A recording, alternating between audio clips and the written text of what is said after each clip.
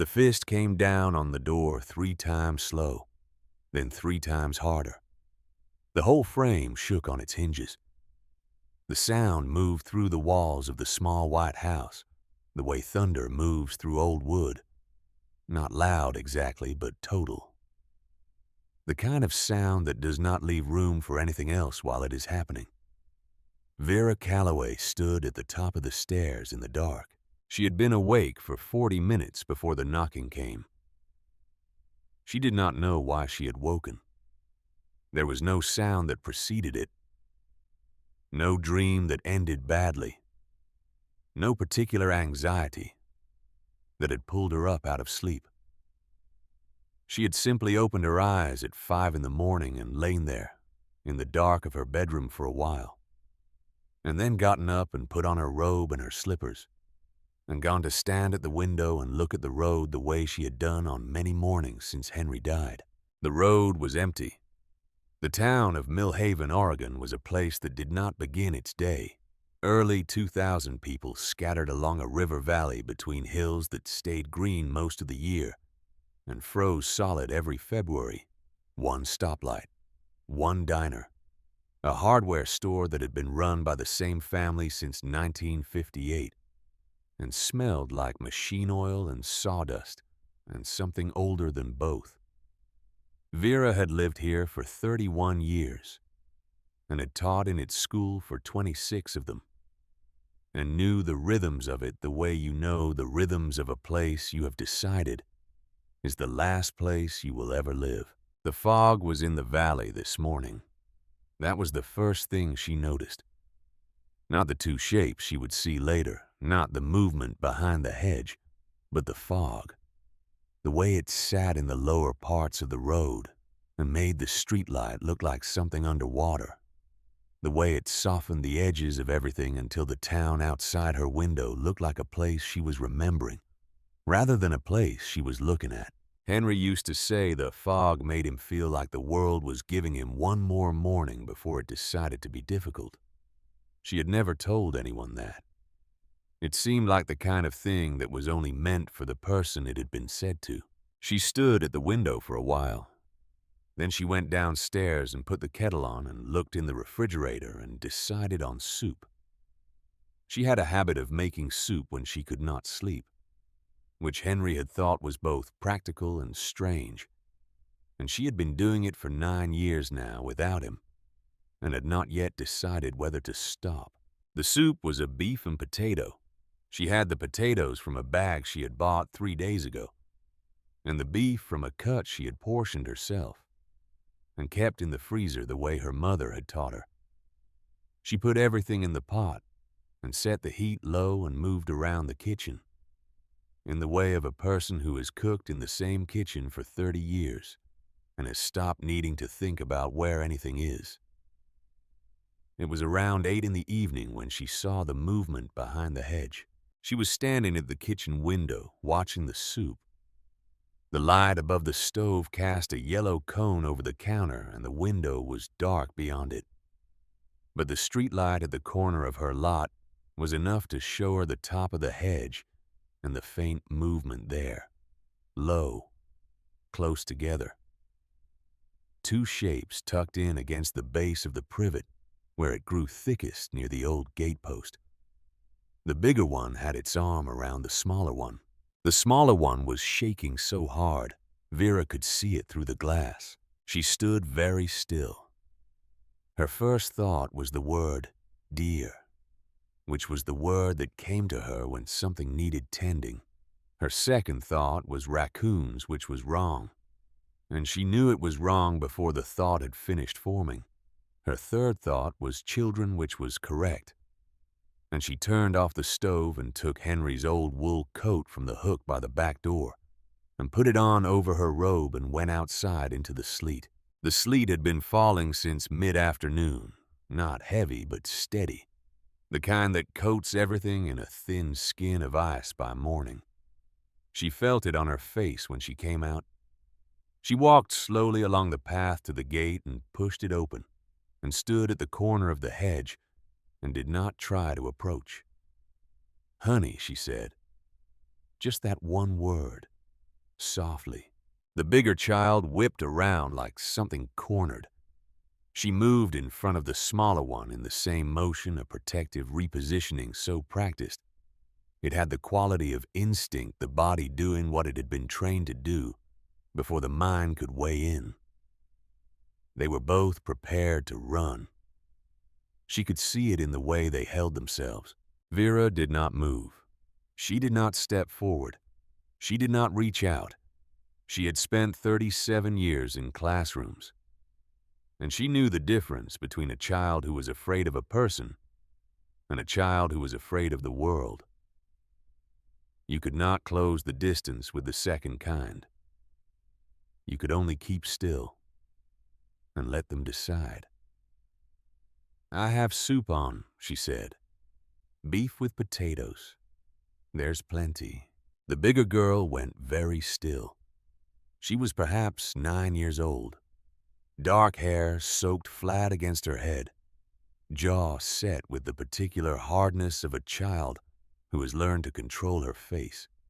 But her eyes moved between Vera and the road behind her, and back again, calculating, assessing, doing something behind that controlled expression that was older than any 9-year-old had the right to be doing. The smaller one made a sound.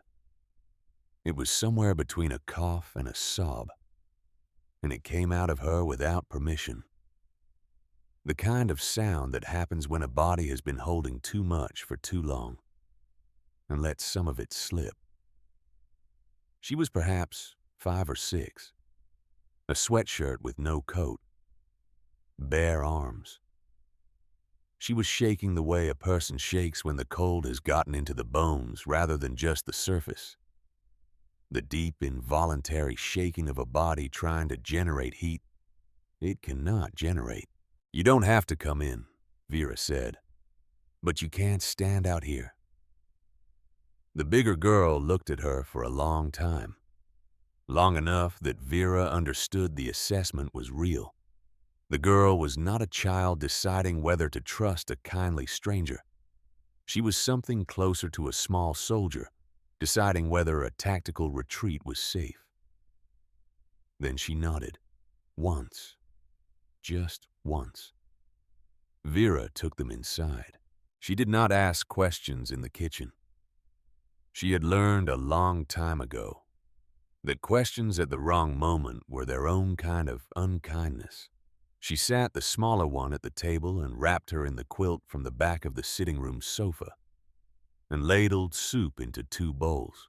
She poured hot chocolate from a packet which she kept in the cabinet for the grandchildren of neighbors who sometimes came to visit. The smaller one ate with both hands shaking. She held the spoon in her right hand and kept her left hand touching the bowl as though the warmth of it was something she wanted to be in contact with rather than just adjacent to. The bigger girl ate more carefully. She watched the door while she ate. After a while, Vera asked the smaller one what her name was. "Rosie," the girl said. "Girl." Then she looked at the bigger girl with a flash of something in her eyes.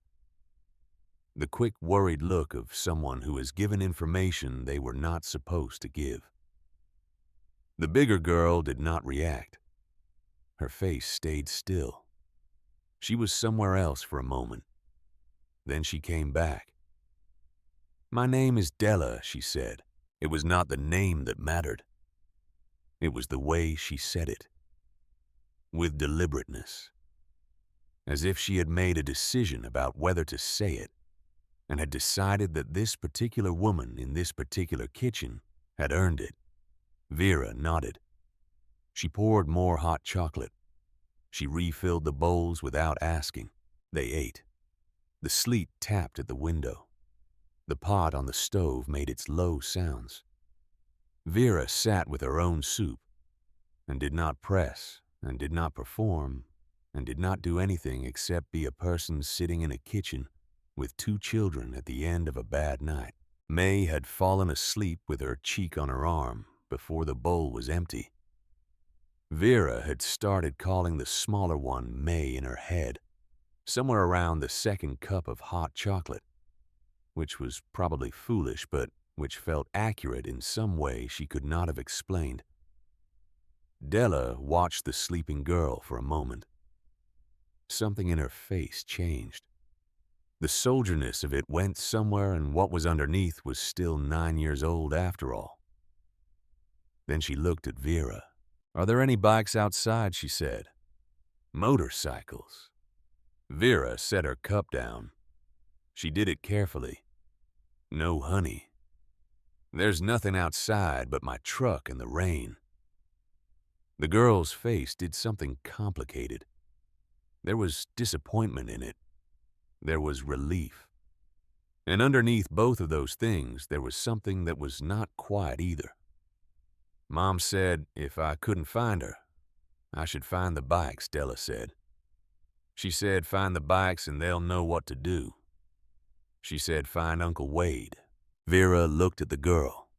She had taught for 37 years. She had heard children say things that mattered, things that were the tips of large and serious situations. And she had learned not to treat those moments with either panic or excessive gravity, because both of those responses were about the adult and not the child. "Where is your mom?" she said. Della looked at the table. She looked at May. She looked at the door. She didn't come back. "How long?" "She sent us to find the bikes 2 days ago. She said she would come after us." "She said." The girl stopped. She swallowed. "She said she'd find us. She always comes back." Vera held what she had just heard. She held it with both hands, the full weight of it. She reached into the pocket of Henry's coat, which she had kept on because the kitchen was still cold from the door being open. Her fingers found the edge of the small object she had put in there. At some point in the past, without remembering when, she pulled it out and looked at it in the kitchen light. The pin was the size of a quarter. Brass darkened with age, shaped like an eagle with its wings spread in the way eagles are spread on things that are meant to signify something enduring. Henry had brought it back from Korea in 1953.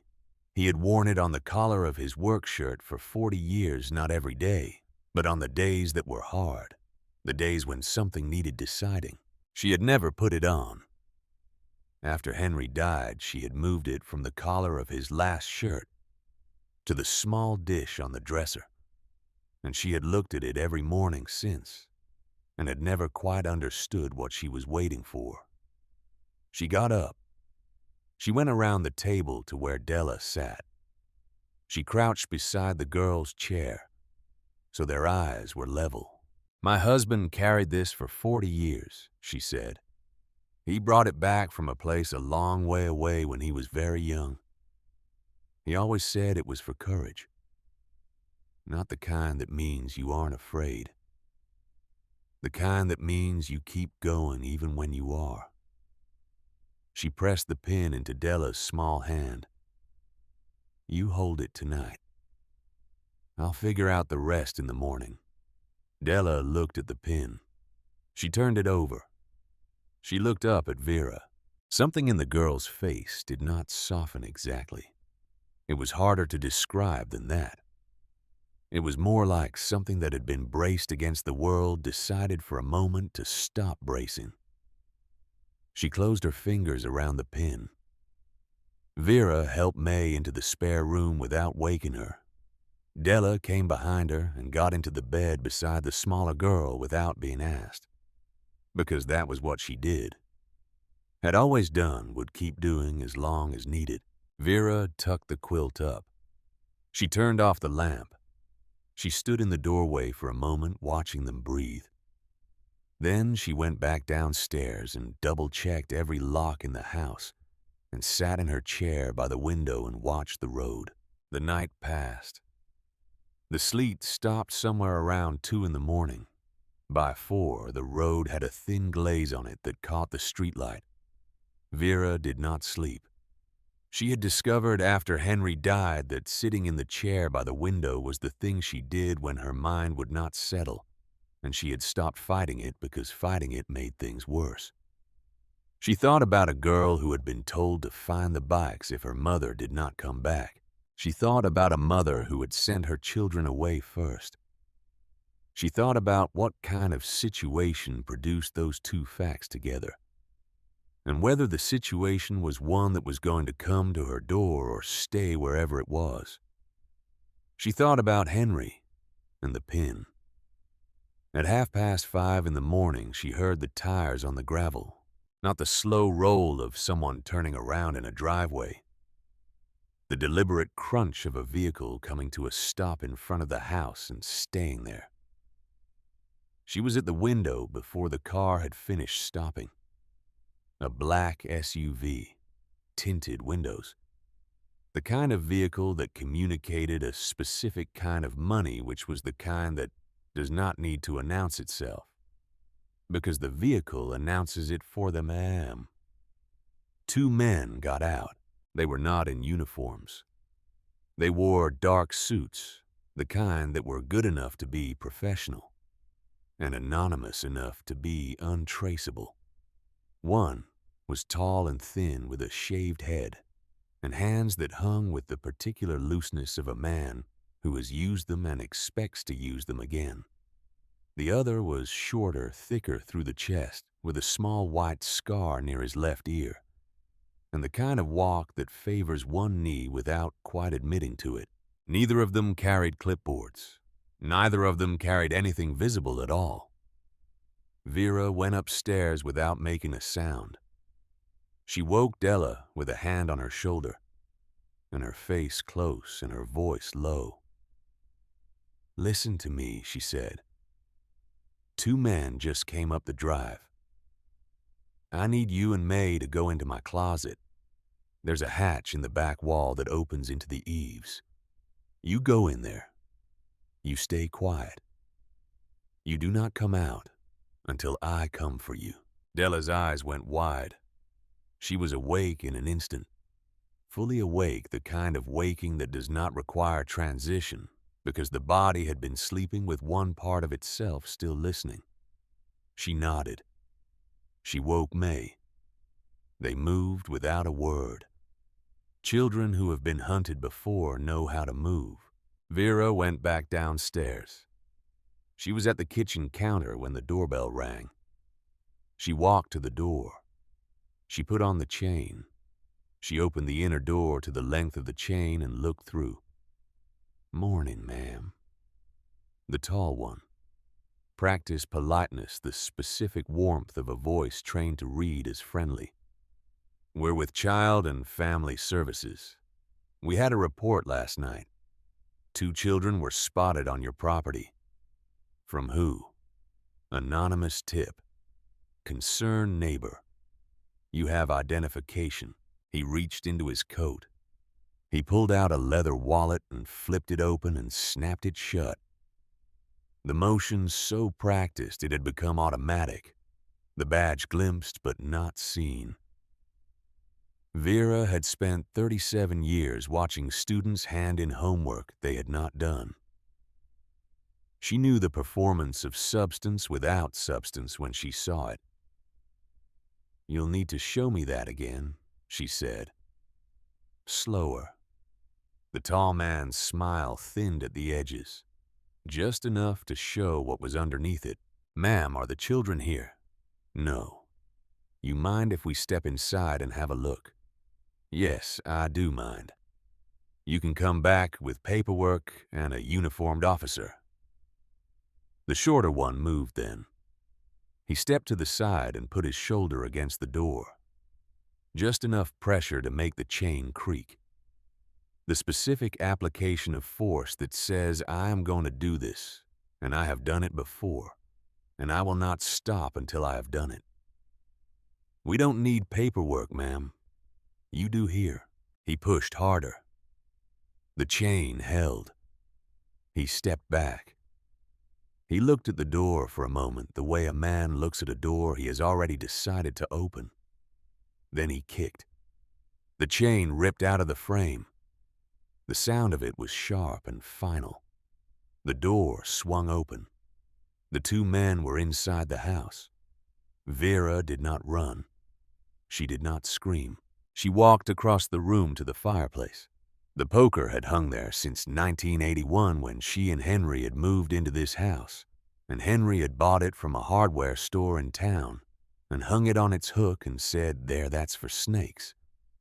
She took it off the hook. She held it with both hands the way Henry had shown her to hold a tool, not with white knuckles, but with grip. Solid. Present. "Get out of my house," she said. The tall one almost laughed. The sound it made was not quite a laugh, because a laugh requires that something be genuinely funny, and nothing here was funny to either of them. It was the sound of a man performing the response he thought the situation called for. "Lady, put that down. Get out of my house." The shorter one reached inside his coat. He drew a pistol and held it at his side, not raised, not pointed at her. He simply held it where she could see it, the way you hold a key to a locked door. The implication being that the door was going to open either way, and the only question was how long it took. "The girls," he said. "Now." Vera's hands were shaking on the poker. She did not lower it. "They aren't here. We saw movement in an upstairs window when we drove up." That was a lie. She knew it was a lie because the girls had been in the kitchen with her until 4 minutes ago. They were testing her, pressing on the story to see where it gave. She held the poker, and she held her ground, and she did not give. Then, through the open door, she saw movement on the other side of the road. Holt Garner was 81 years old and had come to Millhaven from the coast 12 years ago, after his wife Mabel decided she wanted to grow tomatoes and needed more land than they could afford near the ocean. He had served as a Marine in 1966 and 1967, and had come back from that with two things he never spoke about, and one habit he always maintained, which was knowing what was happening on his street.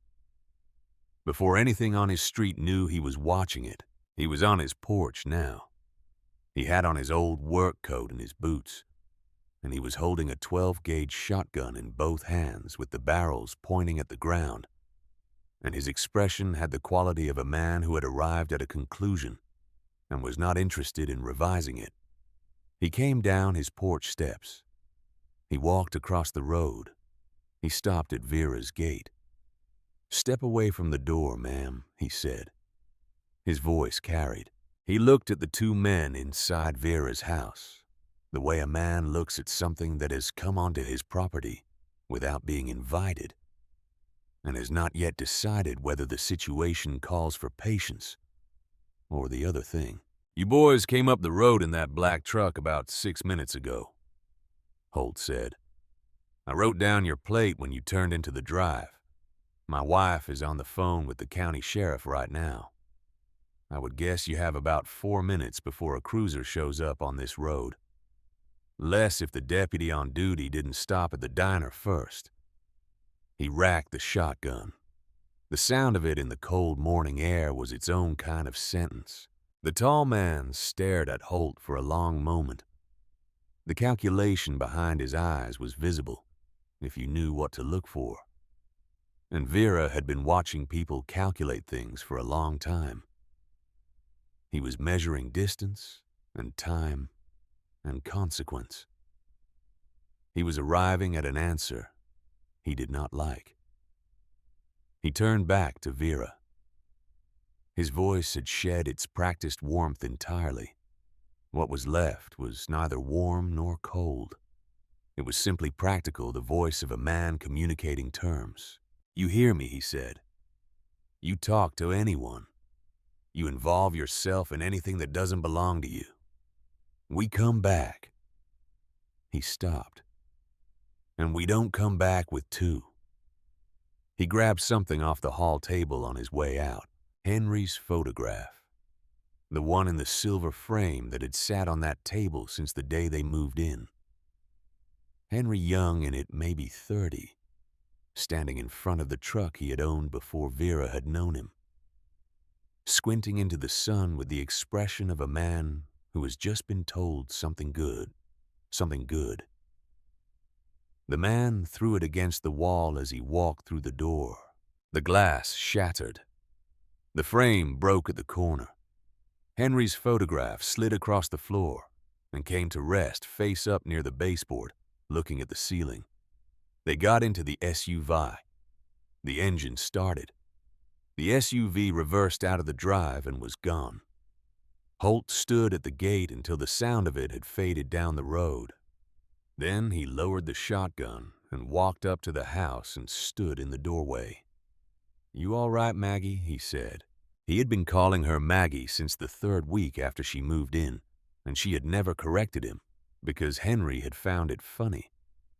And she had been unable to find a moment after Henry died when stopping it seemed like the right thing to do. "I'm all right," she said. "Girls are safe." Holt nodded. He had known the girls were in the house before she told him. She did not know how. With Holt, there were things you stopped asking about because the answer would take longer than the question was worth. She looked down at the floor. She walked over and picked up Henry's photograph. She looked at him in it for a moment at the squint in the old truck and the age he had been when his life still had most of its road ahead of it. The frame was broken. The glass was gone. She put the photograph in the frame without the glass and set it back on the table where it belonged. The sheriff came 20 minutes later. A young deputy named Lyle Hatch who took the report and the description and the plate number Holt had written on the back of a grocery receipt and told Vera a patrol would swing by on the 2-hour rotation and that she had done the right thing.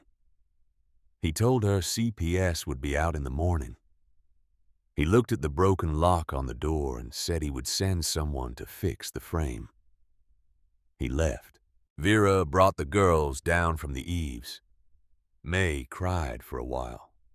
Not the crying of a child who has been frightened exactly, but the crying of a child who has been frightened many times, and this time, the body decided it had enough and needed to release some of what it had been holding. Vera held her until it passed. Della did not cry. She sat at the kitchen table with her hands flat on the wood and looked at the front door in the way she had been looking at things all evening. The way of someone who has learned to read exits and approaches, and the quality of danger in a room before she can read sentences. This was worse than crying. Vera had taught enough children to know that when a child is old enough to have learned not to cry at the things that deserve crying at, something has gone badly wrong for a long time. She made grilled cheese. She made hot chocolate again. She sat with them at the table and did not perform calm, because performing calm is its own kind of dishonesty. And children who have been hunted can smell dishonesty the way dogs smell rain. Evening settled. Vera read to them. An old book she had kept since her teaching years. A story about a bear and a girl, and a long winter that ends with the girl finding her way home.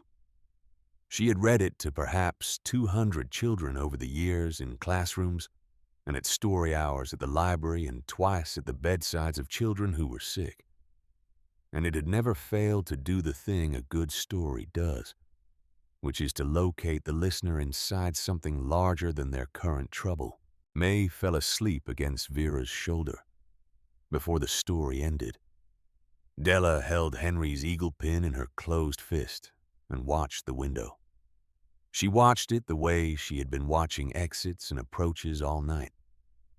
Not with fear exactly, but with the vigilance of someone who has learned that safety is not a state, but a practice. She watched it until her eyes drifted shut and her head lowered, and the watching stopped being conscious and became something the body kept doing for her while she slept. Vera carried May to the spare bed. Della woke when Vera came back for her rose without being asked, and went into the room and lay down beside May, and pulled the quilt up with the practiced ease of someone who had done it many times. Vera stood in the doorway a long time. Then she went downstairs and sat in her chair by the window with a cup of tea going cold in her hands. She watched the patrol car pass on the 2-hour rotation. She watched a truck heading to the highway around midnight. She listened to the house settle around her, the way old houses settle at night. The small sounds of wood and pipe and the particular silence of rooms that have been lived in for a long time. She thought I got them through today. She thought tomorrow will be what it will be. She thought about Henry.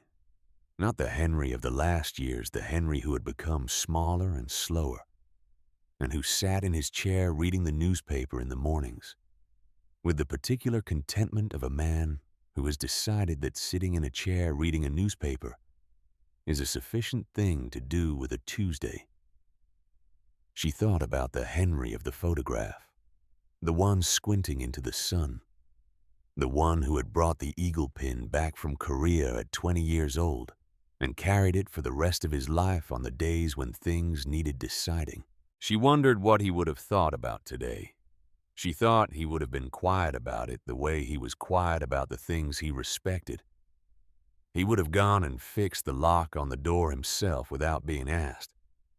He would have made coffee in the morning and sat across from the two girls and found something to talk about that had nothing to do with any of it, because that was how he helped by making the world seem like it continued. She closed her eyes. She let herself be still.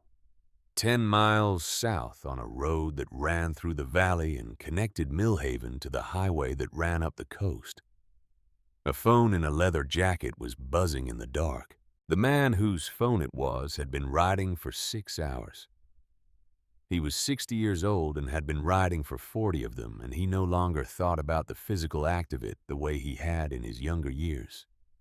It had become part of the way he processed things, the road and the engine and the movement, the way some people process things by talking and others by being still. His name was Wade Pruitt. He was the president of the Hells Angels Sacramento chapter, and had been since he was 44 years old, and had before that been a sergeant, and before that a road captain, and before that just a man who rode and had found in the people who rode with him something he had not found anywhere else, which was the specific comfort of being known without needing to explain yourself. He pulled the phone out of his jacket without stopping. He read the message on the screen. He read it twice. Then he held the phone in his hand and looked at the road ahead and looked at the sky, which was dark and clear. Now the clouds from the day's sleet having moved east and left the stars visible. He looked at the stars for a moment. He had not cried in public in 20 years and was not going to start now. But his eyes did the thing eyes do sometimes, the filling without the overflowing, the body marking something without being permitted to fully mark it. 2 children had been spotted in Millhaven, Oregon, alive. Someone had taken them in. A woman in a white house on the road that ran along the north side of the river. He put the phone back in his jacket. He reached back and touched the side of his vest without thinking about it. The reflex of a man reaching for something he has carried since long enough ago that the reaching has become automatic. A photograph folded that he kept in the inside pocket against his chest. He had put it there 4 days ago, when he first understood that Joanna was not going to show up, and had not taken it out since. He pulled the throttle. Behind him on the road, other headlights came on, one by one, the sound of other engines rising. 12 bikes, 12 men who had been waiting in the dark on the side of a California road for the message that had just come through. They rode north through the night. Vera woke in her chair at 5 in the morning to the sound of engines on the road. Her first thought was thunder. Her second thought corrected that. Thunder does not have a rhythm. Thunder does not have the specific layered quality of multiple combustion engines moving at the same speed in the same direction. The sound that builds not because it is getting louder, but because there is more of it coming. She was at the window before she was fully awake. The road outside was still dark. Then the headlights came around the bend, one pair, and then another. And then more, moving at a measured pace, no urgency in the speed, but a quality of deliberateness in the spacing that said these were not people who had arrived by accident. She counted them as they slowed and turned into her gravel drive. 8, 10, 12. They shut their engines down one by one. The silence after was the specific silence that follows a large sound, the kind where the absence of noise is itself a kind of presence. She heard boots on her porch. She heard a man's hand come down flat on her door. 3 times slow, then 3 times harder. The whole frame shook. Vera tied her robe at the waist. She walked into the hall. She walked down the stairs. The girls were still asleep upstairs. The house was still and dark except for the light she had left on in the kitchen. The knocking came again. "Ma'am, I need to speak with you." The voice was not the voice of the men who had come in the morning. It had none of that practiced warmth. It was something different, slower. The voice of a man who was holding something in and not quite succeeding. Vera reached the door. She put her hand on the new chain that Holt had installed that afternoon, after the other one was broken. She put her eye to the peephole. The man on the porch was enormous. He had to stand slightly back from the door to be seen through the glass. At all, a man so large he displaced the space around him, rather than just occupying it.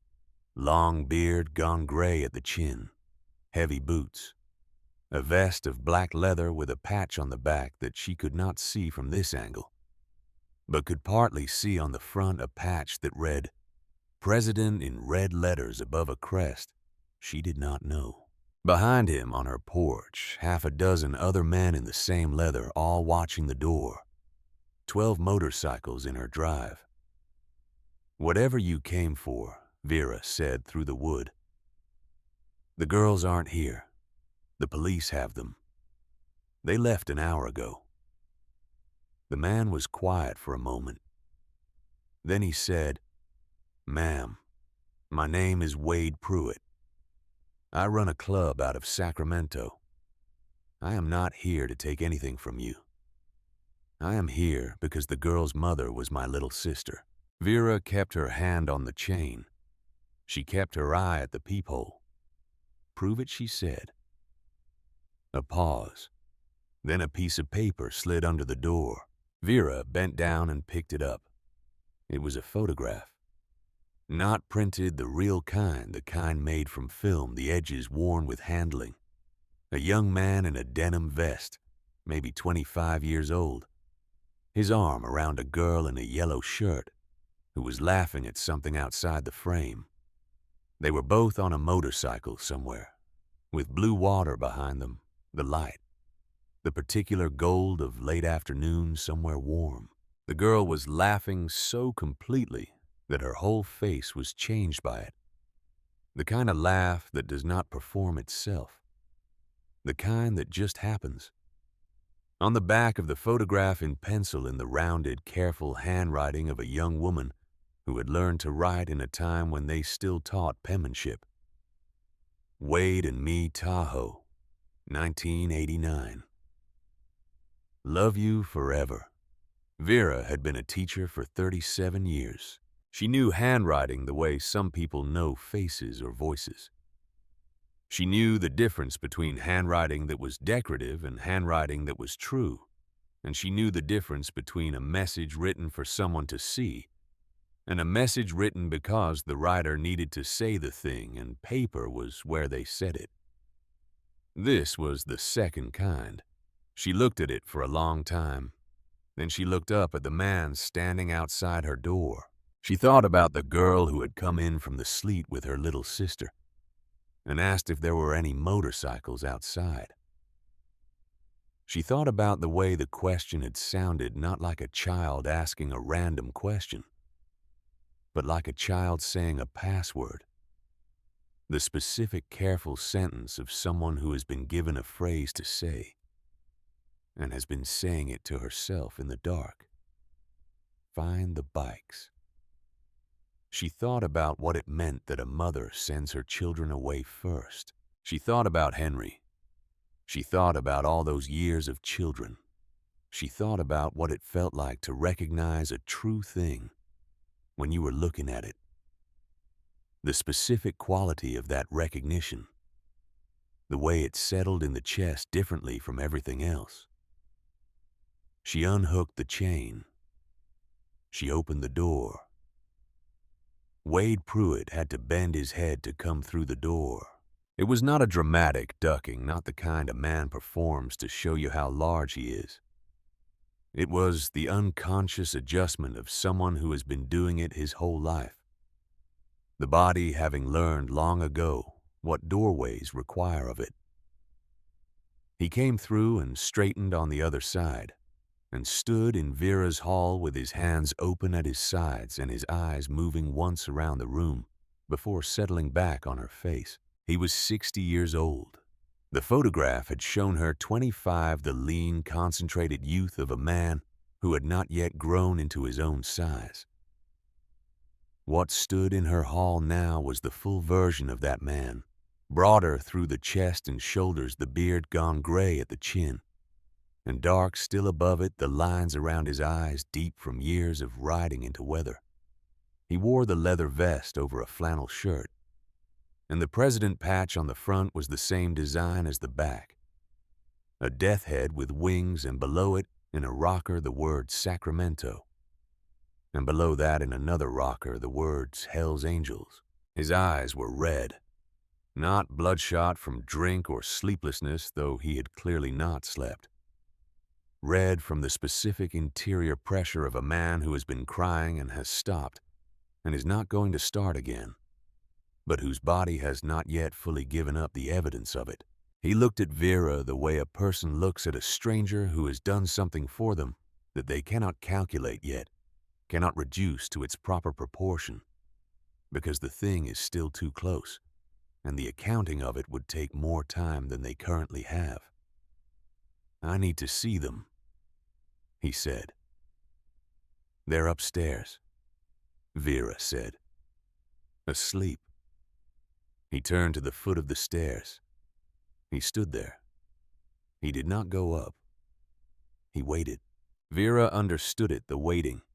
He was a large man who had arrived in the dark on a loud machine with a dozen others like him, and the last thing he wanted was to frighten a sleeping child. He stood at the bottom of her staircase and kept perfectly still and let the house decide what came next. Vera, he said quietly. Not her name. Just the word. Calling up into the house the way a person calls a name into an empty room to see if anyone is there. Then the sound of a door. Small feet on the floor above. The specific weight of a child coming awake and moving the creak of the third stair from the top that Vera had been meaning to fix for 2 years. Della appeared at the top of the stairs. She stood there with her dark hair loose around her shoulders and her feet bare on the old wood, and Henry's eagle pin in her right hand, her fingers wrapped around it the way they had been when she fell asleep. She had slept in her clothes. She looked at the man at the bottom of the stairs. She went very still, and then something happened in her face that Vera had not seen in the entire time the girl had been in her house. The soldierness of it, the controlled, careful reading of every situation, the practiced management of an expression too old for 9 years old. All of it went somewhere, and what appeared in its place was simply a child who had been frightened for a very long time and had just seen something that made the fear back up. Wade, she said. She came down the stairs in a run.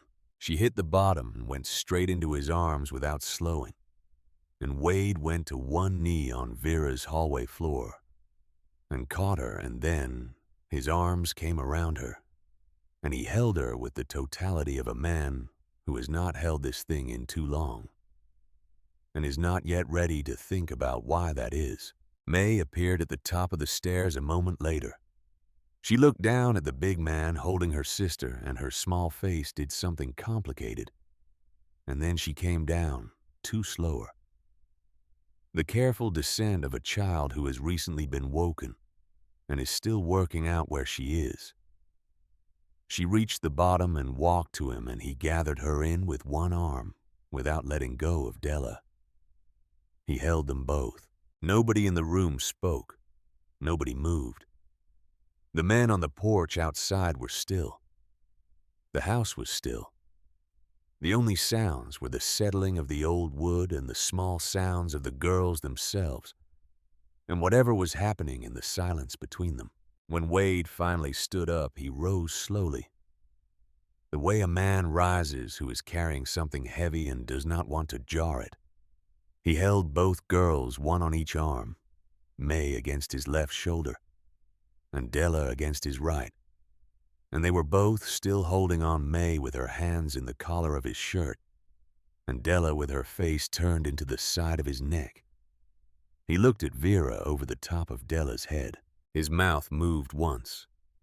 He was working at something, the specific work of a man who knows what he wants to say and is not going to be able to say it in the form he wants to say it in. He was a man accustomed to the kind of communication that happened through action and proximity, and the language of people who had ridden a long way together. What was required of him right now was different, and he was doing his best. "Ma'am," he said, "I owe you a debt I cannot pay." Vera said nothing. She did not know what to say to that, and she had learned a long time ago that silence was a better response than the wrong words. He set the girls on the sofa in the sitting room. He covered them with the quilt that Vera had pulled from the back of her chair the night before. He looked at them for a moment in the way of someone who needs to confirm the reality of something his mind has been trying to hold on to from a distance. Then he turned to Vera. "You need to know what's coming," he said. "Tell me."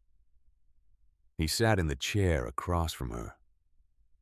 He was a large man in a small chair, and the incongruity of it was somehow appropriate, the enormous man attempting to fit himself into the furniture of an ordinary life and finding the proportions wrong. "My sister's name is Joanna," he said. "She was 36 years old. She ran from her husband 6 days ago." He stopped. He pressed both hands flat on his knees. Vera waited. "She was supposed to meet me in Sacramento 4 days ago. She didn't show. I spent 2 days running it down." He stopped again. His jaw moved once. "I found her yesterday afternoon. Motel outside Reno. Room 112. His hands pressed harder on his knees. "He killed her," Wade said. The 3 words came out the way some things are said, not with the weight the speaker wants to give them, because the weight is too large for the form of them, and the weight simply has to go somewhere else into the body, into the hands pressing on the knees, into the specific quality of stillness that surrounds a person when they are containing something that does not want to be contained. "He took her birth certificate," he said. "He took her phone. He took her ring. He has been telling everyone she left voluntarily, that she was unstable, that she has a history." He paused. "He doesn't have that story without the girls. Without them, he has no one to perform it for, and eventually someone asks questions he can't answer." Vera sat with all of this. She sat with the weight of it, the way you sit with the weight of something when it lands in your lap, without warning, when the size of what you have walked into becomes clear all at once. The man who came yesterday morning, she said. His people. A security company he runs called Vector Group. 80 employees, most of them former military or law enforcement. He uses them for legitimate contracts and for other things. How close is he? Wade reached into his vest. He took out a phone and turned it around on his knee so she could see the screen. There were messages on it, a thread of them in a format she could not quite read from where she was sitting, but the sense of which was clear enough.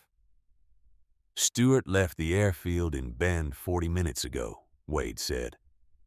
3 vehicles. 6 men plus Stewart. He paused. They expect a sleeping old woman and 2 children. He looked at her. They do not expect us. Vera looked at the phone. She looked at Wade.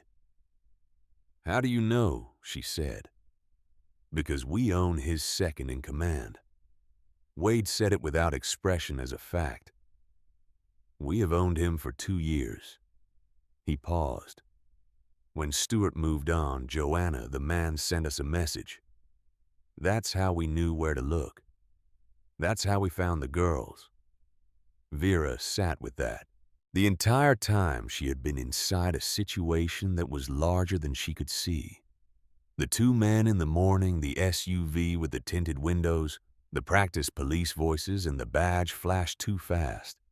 All of it had been the visible edge of something that went much further back and ran much deeper than a domestic dispute, and a mother who had not come home. And the girls had been inside it since before they ever came to her door. She looked at the sofa. May had fallen back asleep with her cheek on Della's shoulder. Della was awake, watching. She had been listening to everything. Her face had the same careful expression it had been wearing since the night before the reading of the room, the assessment of exits and approaches, and the quality of danger in the air. But her right hand was still closed around the eagle pin. What do you need? Vera said. Wade looked at her. He looked at her in the way of someone who has walked into a situation expecting one thing and found another, who had prepared himself for an encounter that required a certain kind of handling and arrived to find that the handling was not required. He said, I need you to make coffee, ma'am. She almost smiled. Almost. He stood. He went to the door and opened it and spoke in a low voice to the men on the porch. There was a brief exchange, mostly nods, the communication of people who have worked together long enough to need very few words. Then the men began to move. Satch and Briley came inside first. 2 of the younger men, though young, was relative Satch in his 40s and Briley not far behind both of them, carrying the specific physical economy of men who had been doing difficult things for a long time and had stopped wasting motion on anything unnecessary. Satch looked at the girls on the sofa. He looked at May sleeping against Della's shoulder. Something in his face adjusted the specific adjustment of a hard man encountering something that requires a different set of responses. He looked at Wade. Wade tilted his head toward the door across the road. Satch understood. He and Briley went to the sofa. Satch spoke quietly to Della. He told her they were going to take her and May across the road to the house with the old man on the porch, that the old man had been a Marine a long time ago and was not afraid of anything and would not let anything near them, and that they would come back for her as soon as it was safe. Della looked at Wade. Wade nodded once. Della woke May gently. May made a small sound of protest, and Della said something to her too quiet for Vera to hear, and May stopped protesting. Satch picked up May and she led him the trusting collapse of a sleeping child into the nearest available adult. Briley took Della's hand and she led him. They went out. Across the road, Holt Garner was already on his porch.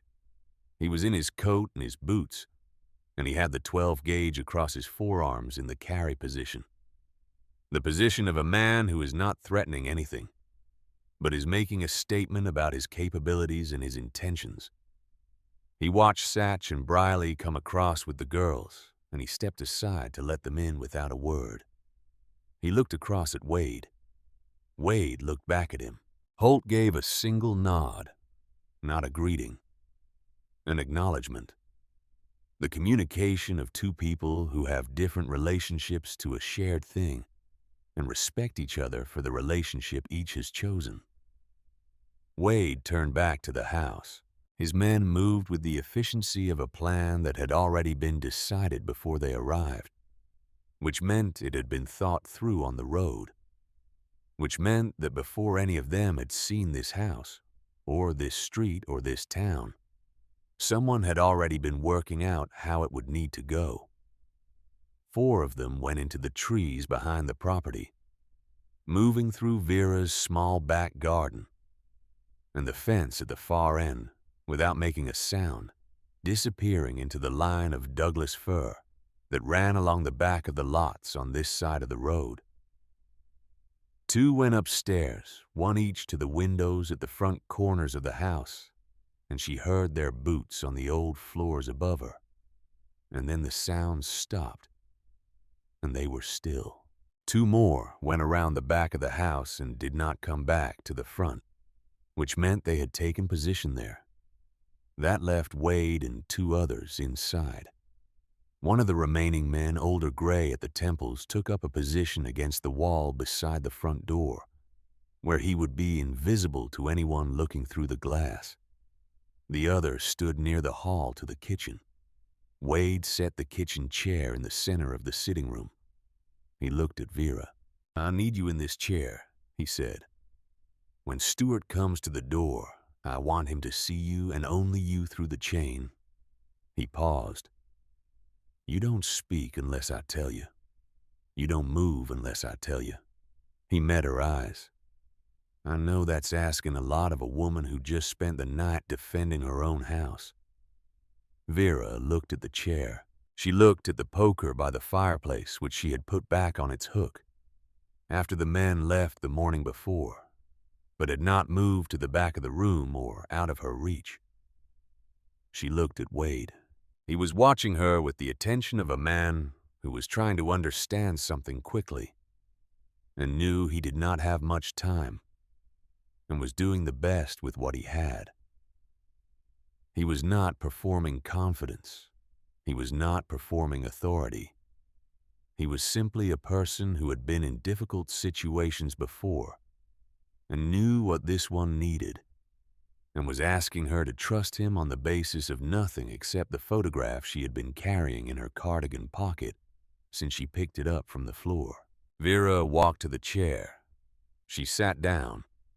She put her hands flat on her thighs, the way she had put them flat on her desk for so many years, in classrooms full of children who were working out whether she meant what she said.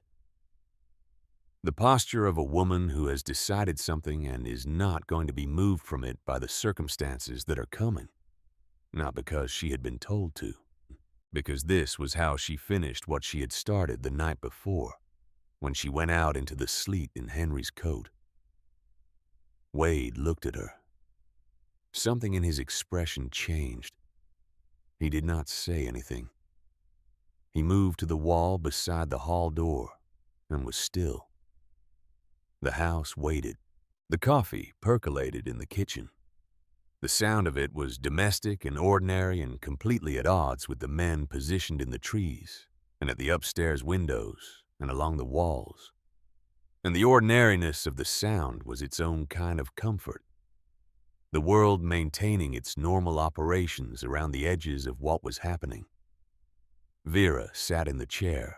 She thought about all those mornings she had walked into a room full of children, some of whom were afraid, and some of whom were angry, and some of whom were carrying things no child should have to carry, and had stood at the front of that room and been the stable point of it, the thing that did not shift. She had been that because she had decided to be it over and over, morning after morning, not because she was not afraid, but because the fear was not the most important thing in the room. This was the same. She was not the youngest or the largest or the most capable person in this situation, but she was the one who had been here all along. She was the one who had walked out into the sleet. She was the one who had held the poker. She could hold a chair. 41 minutes after Wade's message, she heard the tires on the road. 3 vehicles, not the stealthy approach of the morning before. 3 vehicles moving at a steady pace, not slowing until they turned into the drive. The sound of their tires on the gravel, a kind of announcement. The arrival of people who were not afraid of being heard because they expected no opposition worth being afraid of. They parked in a line. 6 men got out of the first 2 vehicles. They were dressed the same as the men who had come in the morning dark suits. Professional anonymity, the clothing of men who want to look like anyone and end up looking like exactly what they are. The 2 from the morning were there. The shorter one, with the scar near his ear, walked with a slight alteration in his stride that had not been there the day before. She noticed that. The 3rd vehicle stopped, and the engine idled for a moment before the door opened. Stuart Greer was 45 years old. He stepped out of the vehicle and stood beside it for a moment, before coming forward, the pause of a man who is accustomed to being watched and has learned to use his first appearance in a new place as a statement. He was tall, broad through the shoulders, dressed in a charcoal coat that moved properly on him, salt in his dark hair. Shoes that were polished in the way that shoes are polished by people who believe that the details communicate something about the quality of the person. He was handsome in the way that men who have practiced being handsome are handsome. The architecture of the face made more notable by the work done around it. The posture and the grooming and the expression arranged into something that read as appealing from a distance and plausible up close. He walked up Vera's porch steps alone. His men spread around the property on the lawn below, creating a half circle that covered the front and both sides. They moved with the unhurried competence of people who had done this before in other yards at other houses and expected the outcome to be the same. Stuart knocked at her door, not the way the men had come the day before, not the way Wade had come in the dark this morning. He knocked the way a neighbor knocks a reasonable person arriving at a reasonable hour for a reasonable purpose. The knock that communicates, "I belong here as much as you do." Vera looked through the chain at him. His eyes found her through the gap, and he arranged his face into a specific configuration. She had seen this configuration before on the faces of people who had spent their lives performing sincerity and had become very good at it, but had over the years lost track of the difference between performing it and having it. "Good morning, ma'am," he said. "I'm sorry to bother you so early. My name is Stuart Greer.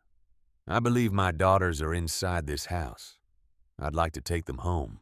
His voice was warm. It had the specific warmth of a voice that had been developed and practiced over a long time, the warmth of a voice that had been used to convince people in offices and courtrooms and living rooms, and had learned exactly how much warmth was required for each situation. Vera looked at him through the chain. "Your wife is dead, Mr. Greer," she said. The warmth broke. Not by much. It was not a dramatic collapse. It was a fracture hairline, the kind that appears in something when the pressure on it exceeds what the surface was designed to contain. A fraction of a second in which the configuration of his face became something other than the one he had arranged. In that fraction of a second, Vera saw what was underneath it. She had spent a long life looking at people's faces, and she knew what it looked like when the real thing surfaced through the performed thing. She had seen it in children, and she had seen it in parents. and she had seen it in administrators who had made decisions they could not walk back. She knew what it looked like when the mask let something through, and she knew what it looked like when the thing that came through was not something you wanted to see. This was the second kind. She understood with her whole body in the complete physical way of understanding that bypasses the mind and lands directly in the chest, what Joanna Pruitt had run from. Stewart put his hand flat against the door. "Open the door, ma'am." Vera did not move. "Open the door." Vera looked at him. She kept her hands flat on her thighs. She kept her chin level. She kept her feet flat on the floor. She said the word no the way she had said it to children who were attempting to negotiate terms that were not negotiable, without heat, without apology, simply as information. His hand against the door increased its pressure. The chain was the new chain that Holt had installed the afternoon before, heavier gauge than the previous one, installed with longer screws into a reinforced plate that Holt had put in himself, with the quiet thoroughness of a man who understands that a thing worth doing is worth doing correctly. "You have 1 minute to open this door," Stewart said. His voice had shed the warmth now. What was left was flatter. It was not angry. Anger was something Vera had expected and could have prepared a response to. This was something more deliberate, the voice of a man who has made a decision about how something is gonna go and is communicating the decision rather than the emotion. "I know the girls are here," he said. "I know you took them in last night. I know you've made some calls." He paused. "None of that has to be a problem. Open the door and we resolve this quietly, and you spend the rest of your morning exactly as you had planned." The man was good. She gave him that. The voice and the logic and the structure of it. The implication that what was being offered was a reasonable arrangement rather than a threat. The performed reasonableness of a man who has learned that the most effective coercion is the kind that doesn't read as coercion. Vera sat in the chair. Her hands were flat on her thighs. She was the stable point of the room. She had decided to be it. The fear was there. It was real and present, and she was not going to pretend otherwise. But the fear was not the most important thing in the room. The most important thing in the room was the two small girls across the road in the house of a man who had been a Marine in 1966 and had come out with two things he never talked about, and one habit he always maintained. She sat in the chair. Stewart's jaw set in the way a jaw sets when a person has arrived at the end of their stated patience and is transitioning to the next stage of what they had planned. He stepped back from the door with the movement of a man making a small business decision. A man for whom this step was not a departure from the plan, but a part of it, something anticipated and prepared for. His hand went under his coat. The door behind him opened. Not her door. The door of the house. The back door which someone had exited from during the waiting, silent enough that neither Vera nor Stewart had heard it. Wade Pruitt came around the side of the house from the rear, not running but moving at the specific speed of a man who has made a decision and is committed to it. He came around the corner and was on the porch and between Stewart and the door in a movement that had no wasted parts. The man who had been against the wall beside the hall door was already outside from the other side of the porch, and two more came from the edge of the property. And on the slope above the road, the men in the trees were visible now, standing upright in the tree line. The two men at the upstairs windows had their rifles leveled. Stewart Greer stood in the center of Vera's porch and turned in a half circle, and understood in the way that a man understands things when his body processes them before his mind has time to argue that what he had walked into was not the situation he had been sent the address for. His men on the lawn below were already raising their hands. They were professionals. They read the geometry of the situation with the speed of people who had been trained to read it, and their training told them clearly what the situation was. 6 men on an open lawn looking up at rifle barrels in second-story windows and outnumbered in every direction by people who had clearly been in position before the first vehicle turned into the drive. The math of it was not complicated. Stewart's men were good at their jobs. They knew when a job was over. Stuart Greer was not accustomed to a job being over when he had not finished it. He went for the gun under his coat. Wade was on him before the hand cleared the holster. He hit him once in the stomach with the whole weight of his body behind it. The strike of a man who had spent 40 years doing physical things and had not lost the capacity. Stuart folded forward and Wade's elbow came through across the side of his jaw, with the snap of the second hit in a combination, and then Wade's boot heel came down on the outside of Stuart's knee with the precision of a man who knows exactly which application of force accomplishes what. Stuart Greer went down on Vera's porch in 3 seconds. Wade went to one knee beside him. He put one knee on Stuart's chest. He was not heavy enough for the weight to be dangerous, but he was heavy enough for the weight to be communicative. He looked into Stuart Greer's face from 6 inches away.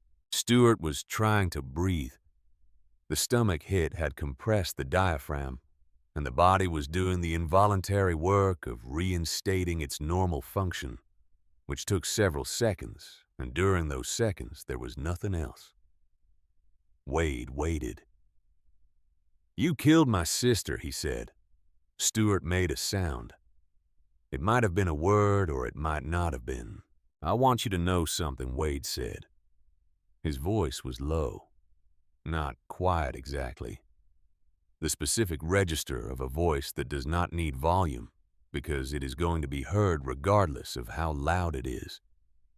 "I have wanted to kill you for 4 days. Since the moment I understood what had happened, and why it happened, and how long it had been happening before it happened." Stuart made the sound again. "But my sister loved her girls more than she loved her own life," Wade said. "She sent them away first. She did that knowing what was going to happen to her, because keeping them safe was more important to her than anything else on earth, including her own life." He paused. "And those girls are across that road right now. They are going to grow up. They are going to be raised by people who will love them correctly. And they do not need to carry the knowledge of what their uncle did to their father on top of everything else they already have to carry." He looked at Stuart. "So I am not going to kill you," he said. He leaned slightly closer. "You are going to a courtroom. You are going to sit in a chair in front of people whose job it is to listen to the things that were done and determine what they mean. And you are going to sit there while someone reads out what you did to my sister in a motel room outside Reno, and what you have been doing in that house for years. And then you are going to a cell. And every day in that cell, you are going to remember that the man who put you there was the brother of the woman you killed. And every night you are going to wonder if I am coming." He held Stuart's eyes. "I am not coming," he said, "but you are going to wonder." The sirens came from the south end of the road. Holt had called at the 60-second mark. 2 cruisers with their lights on came around the bend and into the straight stretch of road in front of Vera's house. No sirens until the last 100 yards. The approach of people who had been staged and were arriving on a timetable. The first cruiser stopped and Deputy Lyle Hatch got out. He was the same deputy who had come the morning before and taken the report of 2 men who had broken a chain lock and threatened a 78-year-old woman and smashed a picture frame on their way out. He looked at the lawn and at the men on it with their hands up, and at the man on the porch with Wade's knee on his chest. He looked at Vera, who had opened the interior door and was standing in it. "Ma'am," he said, "are you all right?" "Yes, Lyle," she said. "I am all right." The second cruiser stopped behind the first, and a man got out who was not in a county uniform. He was in a state police jacket, and he was Wade's age, and he looked at Wade on the porch with the expression of two people who have a shared history that is complicated and mutual, and does not need to be explained right now. Wade stood up from Stewart's chest. He held both hands open away from his body in the clear communication of a man who has done what he needed to do, and is done now, and is not going to require anyone to negotiate with him about it. "My name is Wade Pruitt," he said to the deputy. "The man on this porch is Stuart Greer. He is the murderer of Joanna Pruitt of Sacramento, California. Her body is in room 112 at the Pine Junction Motor Lodge outside Reno, Nevada." He reached into his vest and removed a document envelope, not thin. It was thick, the thickness of paper that had been accumulating for a long time, organized and preserved and waiting for the moment it was needed. "Phone records," he said. "Financial records, copies of transfers, employment histories of Vector Group personnel statements from 3 individuals who are willing to testify. A 2-year accounting of what Stuart Greer has been doing and who has been helping him do it." He held it out to the deputy. "Everything you need to close this permanently." The deputy looked at the envelope. He looked at Stuart on the porch. He looked at Wade. He took the envelope. The state police officer had come up onto the porch by then. He looked at Wade. Wade looked at him. Between them passed something that Vera could not fully read. The communication of two people who share a context she was not part of. Something from before the lives they each had now. A man that had left its mark on both of them in the way that certain experiences leave marks that do not go away. "You got here," Wade said. "I got here," the officer said. 2 years, Wade said. 2 years, the officer agreed. That was all of it. Everything else was in the envelope. Stuart Greer was lifted from the porch by 2 deputies, and the handcuffs went on with the specific metallic click that ends the ambiguity of certain situations. He was still struggling to breathe properly. He was crying, which Vera noted without feeling anything particular, about the crying of a man who has not been stopped before and is discovering what being stopped feels like. His men on the lawn were processed with the efficiency of people who have prepared for this. The 2 men from the day before were identified and set aside. The security detail from Vector Group surrendered in the organized manner of professionals who know their situation is not going to improve by escalating it. Stuart was put in the back of the first cruiser. The door closed. He was there, and then the window between where he was and where everything else was closed behind him. Vera stood in her doorway and watched this. She stood there with her hands at her sides and watched the morning do what the morning had needed to do for 2 days at least, possibly for much longer. And she let herself feel the full weight of the night before and the day before, and the 2 girls who had come in from the sleet, and the poker she had held, and the photograph she had held, and the chain she had unhooked. The weight of it was considerable. She was 78 years old, and she was tired. But she was standing.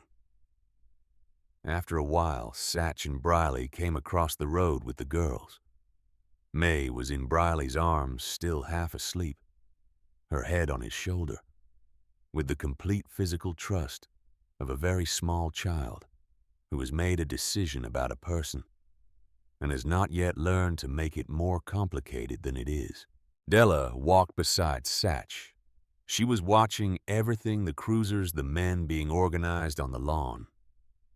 The place where Stuart's vehicle had been, She was taking inventory the way she had been taking inventory since the night before, and Vera could see the assessment happening behind her eyes as she processed whether what was present matched what she had been told would happen. Then Della looked at Vera. She walked the last 10 yards on her own. She came across the porch and she did not slow down. And she went straight into Vera's arms.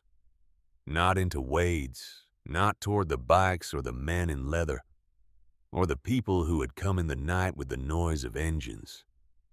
Straight into the arms of the woman who had been standing in a kitchen window and had put on an old coat and walked out into the sleet. Vera held her. She held her with both arms the way she had not held anyone since Henry, with the full deliberate intention of a person who understands that this is what the moment requires and is not going to withhold any part of it. May noticed from Briley's shoulder. She reached out with both arms and made the sound of a child who wants to be included. And Briley brought her down, and she attached herself to Vera's side. And Vera was standing on her own porch with both arms full of children. She had known for less than a day and had no language for what that felt like, because the language for it was not the kind that could be spoken. She felt May's hand close around something at her side, the small fingers finding the pocket of her robe and the shape inside it. The pin. Vera had put it in the robe pocket that morning without thinking about it, the way she had been putting it in whatever pocket was nearest, ever since Della had pressed it back into her hand when they came in from the eaves. It was there the way Henry's things had always been there present, without needing to be thought about. May held the pocket from the outside. Just held it. Wade stood at the edge of the porch watching the three of them. His men were moving around the property, gathering themselves, the unhurried reorganization of people whose job is finished and who know how to end one thing and begin another. Lyle Hatch came up to the porch with his notebook. "Ma'am," he said, "I'm going to need to take a statement." "Yes," Vera said. She did not let go of the girls. "I know you will." He waited. "Give me a minute," she said. He nodded and stepped back. She stood there with her arms around the two girls in the morning light on her porch, and she let herself have the minute. Just the minute. The full weight of everything that had led to this and everything that was still ahead of it, and the specific quality of the morning light on the road, and the sound of the last of the bikes being moved around to the back of the house, and the weight of May's hand on her pocket. 1 minute. She allowed herself that. Then she kissed the top of May's head and straightened up and looked at the deputy. "All right, Lyle," she said. She was ready.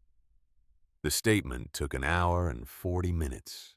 Deputy Lyle Hatch sat across from Vera at the kitchen table with his notebook and his pen and asked his questions in the careful, methodical way of a man who had been trained to do this correctly and took the training seriously. He asked about the night the girls arrived.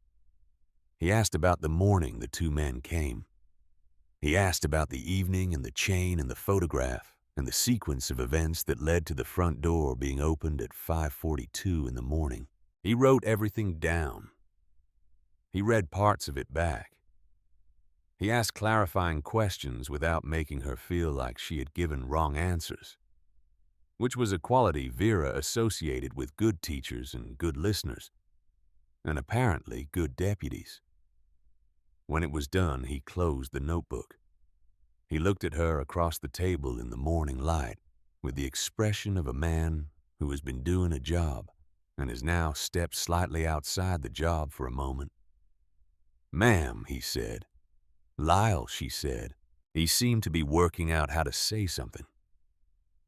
"What you did," he said. "Taking them in. Standing at that door." She waited. He shook his head once, not dismissively. The specific shake of a person for whom words have come up short, and they are acknowledging it. "Thank you," he said. He said it quietly, without ceremony, which was why it landed the way it landed. Vera looked at him. She thought about the children who had needed something and had gotten it or not gotten it, and the difference between those two outcomes, and how small the actions were that made the difference, and how the people who made those small actions rarely knew the size of what they had done while they were doing it. She said, "I just didn't pull the curtain." He nodded as though he understood more than the literal meaning of what she had said. He gathered his things. He told her someone would come for a formal statement in the next few days. He told her the county had been in contact with Sacramento, and that the state was involved now, and that Stuart Greer was not going to be in a position to reach anyone from where he was going. He told her the girls would be in the care of their uncle pending a formal custody arrangement, which he expected to be straightforward given the circumstances. He left. The house was quieter after he went. The remaining activity outside had moved away from the property, the cruisers and the vehicles being processed down the road. The men from Vector who had not been taken in immediately escorted to waiting state vehicles. The yard outside was empty. The gravel drive was empty except for 3 of the bikes still parked along the edge. Wade came inside when the deputy left. He sat at the kitchen table with a cup of the coffee that had been keeping itself warm through the entire morning, and held the cup in both hands, and did not say anything for a while. Vera sat across from him. The girls were in the sitting room. May had finally fallen fully asleep, curled on the sofa under the quilt, the deep unconscious sleep of a child whose body has decided it has earned the right to stop being vigilant. Della was awake. She was sitting beside her sister, with her feet up on the cushion and her back against the arm of the sofa, and she was reading one of the books from Vera's shelf, an old illustrated encyclopedia of birds that had been Henry's that he had kept on the low shelf in the sitting room, because he liked to look up things he saw in the garden. Vera had not seen the book in years. She had walked past it 10,000 times and had not seen it. Della was looking at the pictures. She turned the pages slowly, not reading the text, just looking at the illustrations. The careful, detailed drawings of birds that a person had made by hand, with a pen dipped in ink at some point in the middle of the last century. She turned the pages with the particular attention of a child who has found a safe thing to do with her hands and her eyes, while the rest of her processes what it cannot yet fully process. Vera watched her for a moment. Then she looked at Wade. "Tell me about her," she said. He looked at the coffee cup. "She was 36 years old," he said. "She was 8 years younger than me, and she used to follow me around when we were kids. The way younger siblings do, the kind of following that drove me crazy when I was 15, and that I would give anything to have back now." He turned the cup in his hands. "She was smart," he said. "She was the kind of smart that sat in a room and listened, and then said the one thing that showed she had understood everything that had been said, and also the thing nobody had said. She became a teacher for a while, elementary school, 3rd grade. She said the 3rd graders were the best ones because they were old enough to know that the world was interesting, but young enough not to have decided it was disappointing yet." Vera felt something move through her chest. She did not say anything. "She met Stuart when she was 28, Wade said. He was already doing well. The company was 5 years old. He presented as what he had designed himself to present as, which was a successful man with good values and the right references and the kind of visible generosity that makes people trust the person being generous. He gave money to things. He was present in the community. He was the kind of person that other people brought up as an example of how things ought to be done. He stopped for a moment. It started small, he said, the way these things always start small. The thing about men like Stuart Greer is that they understand that small is sustainable and large is detectable. He was patient. He knew how to move the line so slowly that the person on the other side of the line stopped being sure where it had been to begin with. He looked at the coffee cup. "She called me 3 years ago," he said. "She didn't say it directly. She talked around the edges of it the way she always talked around the things that scared her. And I heard enough to be worried and not enough to be certain. And I said the things I knew how to say. And she said she was all right. And I believed her because I wanted to believe her." He paused. "I should not have believed her." Vera said, "You did not cause what happened to her." Wade looked at her. He looked at her in the way of a person receiving something they have needed to receive and are not yet sure they deserve to receive it. "I know that," he said. He said it without conviction. "You know it the way you know things that your head understands and your heart has not caught up to yet." Vera said, "That's a different kind of knowing. You might be living in that different kind for a long time." She paused. "But the other kind will come. It usually does if you give it time, and don't close the door on it." Wade looked at his coffee cup for a long time. "She sent the girls to me," he finally said.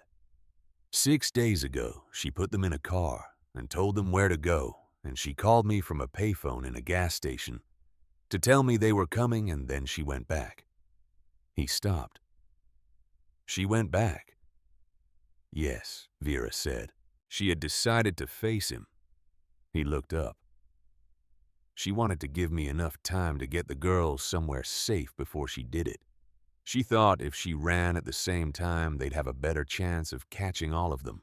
She thought if she faced him and kept him occupied, the girls had a better chance of getting through."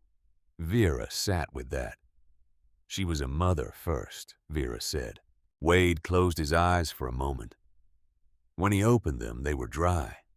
Whatever the night had cost him in that regard, he had paid it already on the road, or before the road, or in a motel room in Reno in the early afternoon of the day before. And what was left was the kind of dry that comes after the long aftermath of a storm that has moved through and left the landscape changed. "She was everything first," he said. "And she was the bravest person I ever knew." He looked toward the sitting room where Della sat with Henry's bird book. "And she made those two," he said. "Which is how I know for certain that the bravest person I ever knew did the right thing, even at the end." Vera followed his gaze. Della turned a page. She paused on one of the illustrations, her head tilting slightly, the way a person tilts their head when something has caught their attention and they are trying to understand it better. Vera thought she is going to be all right. Not all right the way people say. All right when they mean nothing too bad is happening. All right the way a tree is all right after a hard winter. Changed by it, marked by it, but rooted. She was 9 years old, and she had already decided that the world was not going to decide her. Vera had taught enough children to know the ones who had made that decision. They were unmistakable. The following weeks moved in the particular way that weeks move in the aftermath of things, not quickly and not slowly, but with a different quality than ordinary time. The quality of time that carries weight in it, that deposits something permanent even as it passes. Vera gave 2 more formal statements, one to the county sheriff's office and one to a state investigator who came from Salem and sat at her kitchen table for 3 hours and asked very careful questions about the sequence of events in a way that suggested the sequence mattered very much, for reasons that extended beyond Millhaven, Oregon. She asked the investigator once how far the case went.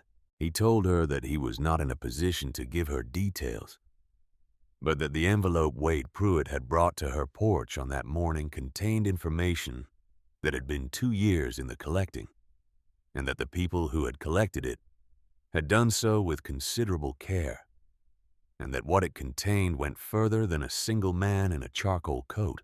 She did not ask again. She understood that there were processes that required time, and that her part in those processes had been the part she was given, which was to not pull the curtain. Holt Garner came by 3 days after everything with his toolbox. He fixed the broken frame on the front door that had still been showing the damage from the chain being forced. He fixed a hinge on the back gate that had been wrong for 2 years. He found a place where the weather stripping on the kitchen window had separated, and fixed that too, working through the list with the methodical attention of a man who sees maintenance as a form of respect. Vera made lunch. They ate at the kitchen table, and Holt talked about his tomatoes, which he had been growing on the south side of his house for 12 years, and about the specific frost damage from the previous winter that had cost him a bed he had been cultivating for 4 years, and about what he planned to do differently next spring. He did not talk about the morning. He would never talk about the morning. That was simply how Holt was, and Vera had understood it for 12 years. And was not going to require anything different from him now. When he left, she thanked him for all of it. He looked at her from the porch. Mabel always said you were the kind of neighbor that makes a person glad they bought the house they bought, he said. He got in his truck and drove across the road. 10 days after the morning, Satch and Briley came to Millhaven in a truck with a Glass Company logo on the side. They came to Vera's door in the early afternoon and told her that Wade had sent them and that they had a list. "My window's fine," Vera said. Satch said, "He said you'd say that. He said to tell you that your front door needs a steel core and your locks are 20 years past when they should have been changed, and there's a gap in the weather stripping on your kitchen window." Vera looked at him. "He said there's no bill," Briley said. "He said to tell you that specifically. He said there is never gonna be a bill and to please not argue about it because he doesn't have the energy." She did not argue about it. They worked through the afternoon. They put in a steel core front door with a deadbolt that required a key from both sides. They replaced every window lock in the house. They installed motion lights on both corners of the house and one above the back door. They found the gap in the kitchen weather stripping that Holt had addressed and addressed it more thoroughly. When they were done, Briley left a card on her kitchen table. A plain card with a phone number on it and nothing else. "You hit that number," he said. "Any time of any day or night or holiday somebody picks up. 12 seconds. That's the deal." She walked them to their truck. She thanked them. They both said the same thing in their own words, the way two people say the same thing when they have arrived at it independently and it happens to be true. They said, "Thank you." The funeral was in Sacramento 3 weeks after everything on a day in late October. That was hot in the valley and smelled like dry grass and the end of summer. Vera had driven down the night before 8 hours in her old truck with the radio and her thoughts for company and had stayed in a motel near the freeway and had not slept especially well. She had not known what to expect from a Hells Angels funeral. What she got was 300 people standing in a cemetery in the afternoon sun with their helmets in their hands, and not one of them speaking above a whisper. The women in black, the men in their colors, children in the arms of their parents, or holding the hands of people who had known them all their lives. The specific collective stillness of a large group of people who are doing the same hard thing together and know that the doing of it together is what makes it possible to do at all. Wade stood at the front and read a eulogy. He had written it himself. Vera could tell because the language was his direct and spare, not the language of something composed for an occasion, but the language of a person saying what they actually thought, in the words that actually belonged to them. He stopped twice in the middle of it. The second time he stopped, his wife, Annie, put her hand on his back. She was a small woman with gray in her dark hair, and the particular composure of someone who has been the steady point of a large and complicated life for a long time, and has developed a posture that communicates it without needing to announce it.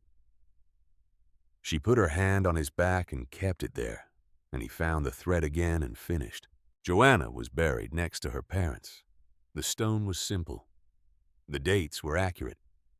The space between them was 36 years long, and the stone did not say anything about what had happened in those years, because the stone was not the place for that. The place for that was in the people standing around it, which was the way it always was, and the way it should be. Della and May sat in the front row in matching black dresses. May held a white flower that she had picked up from somewhere along the way, a carnation from one of the arrangements, and she held it with both hands in her lap and looked at it, rather than looking at what was in front of her, which was a child's reasonable decision about where to put her eyes when the world was asking too much of them. Della sat beside her. She was not looking away. She was looking at everything, the stone, the flowers, the people, the sky above the valley. She was taking it in the way she had taken in every room she had been in since Vera first met her, cataloging it, holding it, making it part of the permanent record she was building of the world as it actually was. Her right hand was closed around Henry's eagle pin. She had brought it from Mill Haven. She had held it on the drive to Sacramento the night before, and she had held it through the service, and she was holding it now. Vera sat behind them.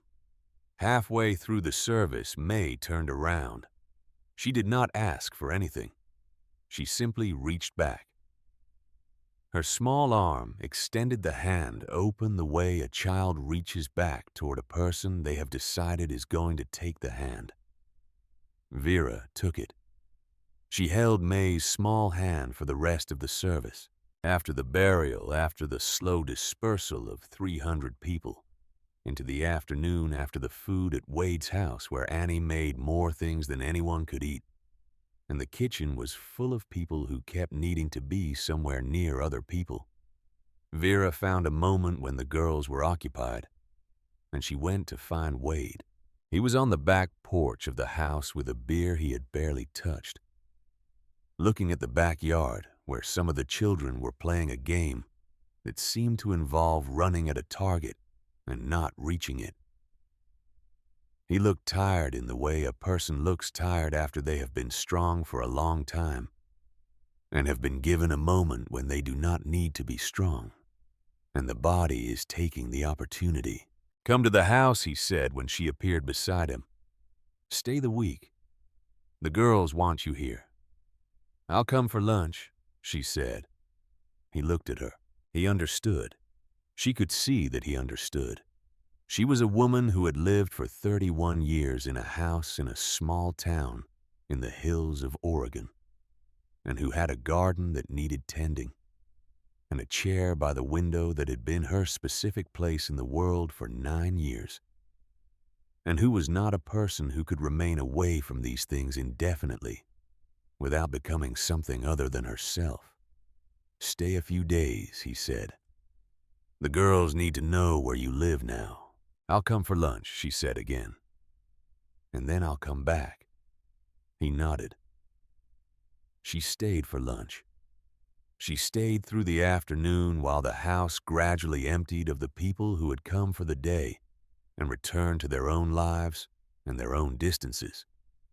The specific receding of a gathering, the house becoming quieter in increments, until the people left in it were only the ones who lived there, and Vera and the 2 girls. May fell asleep on the sofa after dinner with the television on and the white carnation still in her hand. Relaxed now, the petals slightly damaged from hours of holding, but still whole. Della came and sat beside Vera on the back porch while the evening came in over the valley. They sat there for a while without speaking. The light moved through its stages, the gold that precedes the orange, that precedes the gray, that precedes the dark.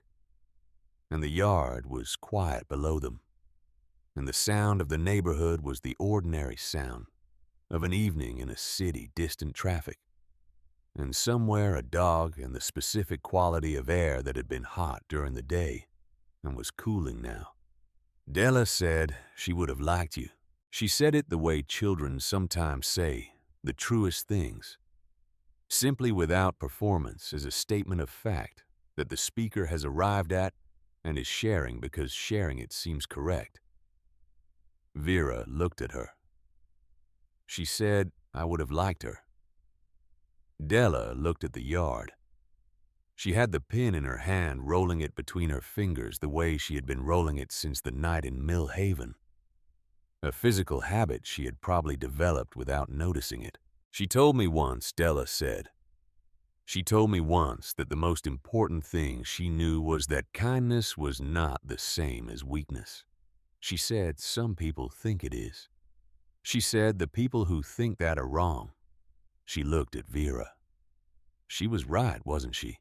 Vera thought about a kitchen and a coat, and a night that had been cold and wet, and had asked something of her, and she had not pulled the curtain. She thought about a poker in 2 hands and a chain on a door, and a photograph recognized for what it was. Yes, Vera said. She was absolutely right. Della nodded. She had gotten the answer she had come outside to get. She leaned slightly against Vera's arm, not fully, not the complete physical trust of May, who climbed into anyone she had decided to trust without reservation. A partial lean, the lean of a child who is 9 years old and has been the responsible one and is learning slowly that it is permissible to rest against something solid. Vera did not move. She sat with the slight weight of the girl against her arm and looked at the evening coming down over Sacramento and let herself be whatever it was that she had become to these 2 children, which did not have a name exactly, but did not need one. Annie came to the door behind them. She said, "You'll come back, won't you?" Vera looked at her. Annie was leaning in the doorway with a kitchen towel over her shoulder, and the expression of a woman who has learned over many years to say the important things as directly as possible, because life is too short to say them indirectly. "Yes," Vera said. "I'll come back." Annie nodded. "Good," she said, and went back inside. Vera left in the evening. The girls would not release her at the door until Wade picked May up, and Della stood there with her arms crossed over her chest, in the specific posture of a child who has decided that refusing to participate in the goodbye is a legitimate form of protest. She drove 8 hours home with the radio and her thoughts. She thought about Henry a lot on that drive. She thought about the photograph of him squinting in the sun in front of the old truck. She thought about the 40 years he had worn the pin and the way he touched it on the hard days. She thought about what it meant to carry a thing that was for courage. Not the courage that means you are not afraid, but the courage that means you keep going even when you are. She thought about a man in a leather vest on his knees on a hallway floor. She thought about a girl who had been sent away first by a mother who loved her daughters more than she loved her own life. She thought about 300 people standing in a cemetery with their helmets in their hands, and not one of them speaking above a whisper. She got home at midnight. She slept 12 hours. In the morning, she went out to the garden. The frost had come through while she was gone, and the last of her tomatoes had gone over entirely. The vines, black and collapsed, the remaining fruit split and soft on the ground.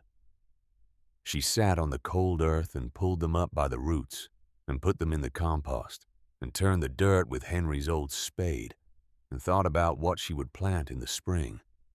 A month after the funeral, Wade came to Millhaven with the girls.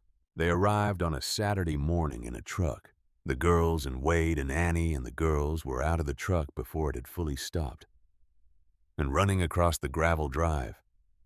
And Vera opened the door and May hit her midsection with the force of a small person in full momentum. And Vera held on. They sat on the porch in the afternoon with pie. The peaches had been put up in July before any of this in the ordinary course of a summer that had not known what autumn was going to bring. And they were good, sweet, and slightly tart, the way preserved peaches are when the fruit has been picked at the right moment. Holt came across the road at some point and sat with them for a while. He did not say much.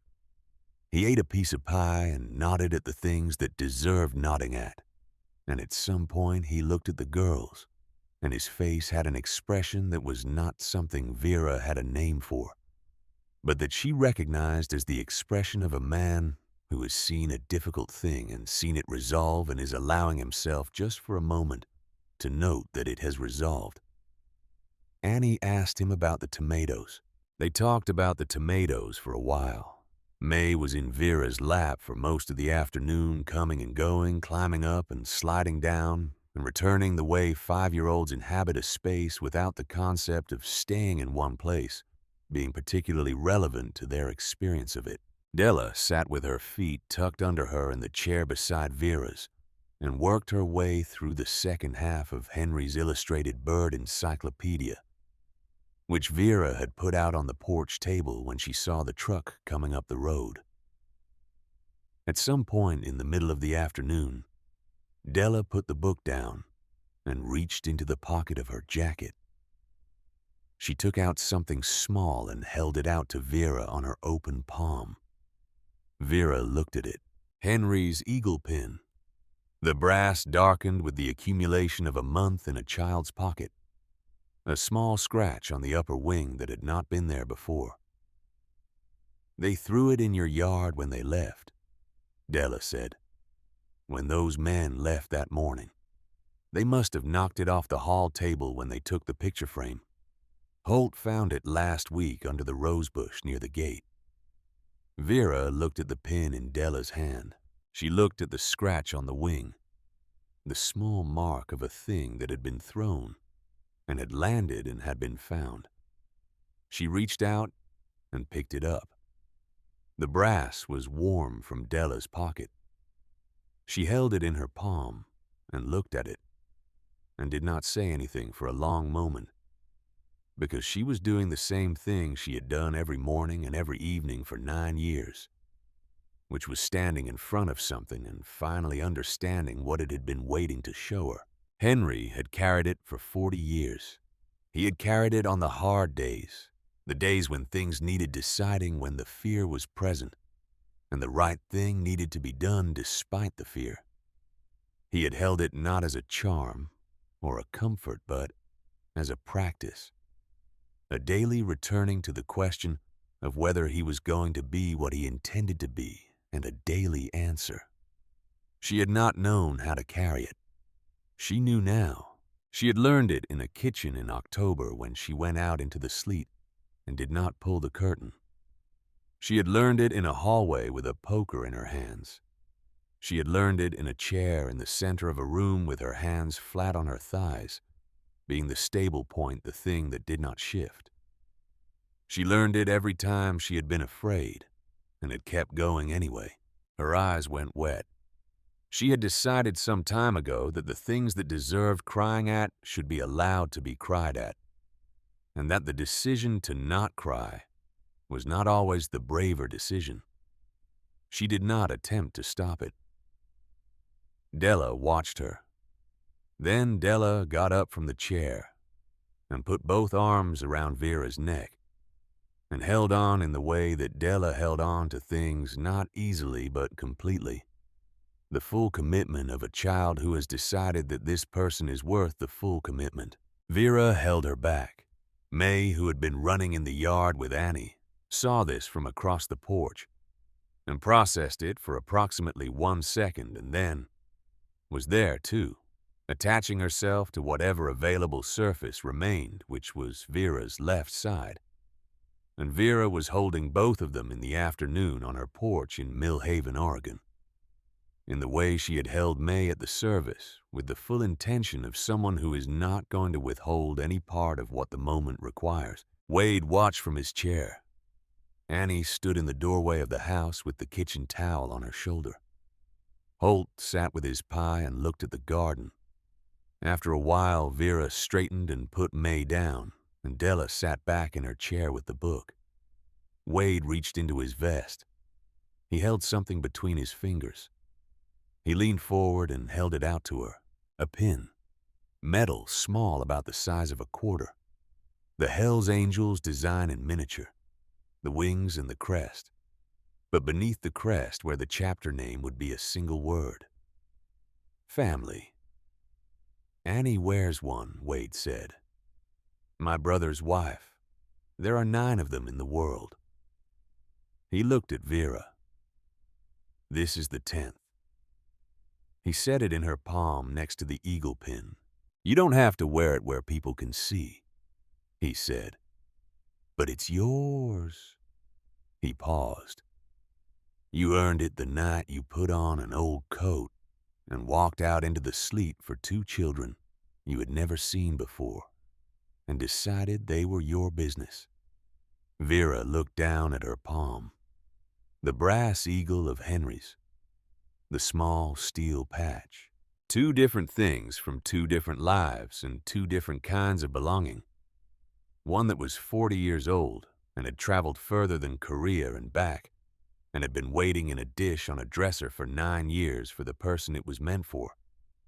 One that was new and spoke of something she had been claimed by rather than something she had inherited.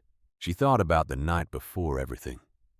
The soup on the stove, the kettle, the radio, the window and the fog, and the 2 shapes behind the hedge, and the single word she had said into the dark. Honey.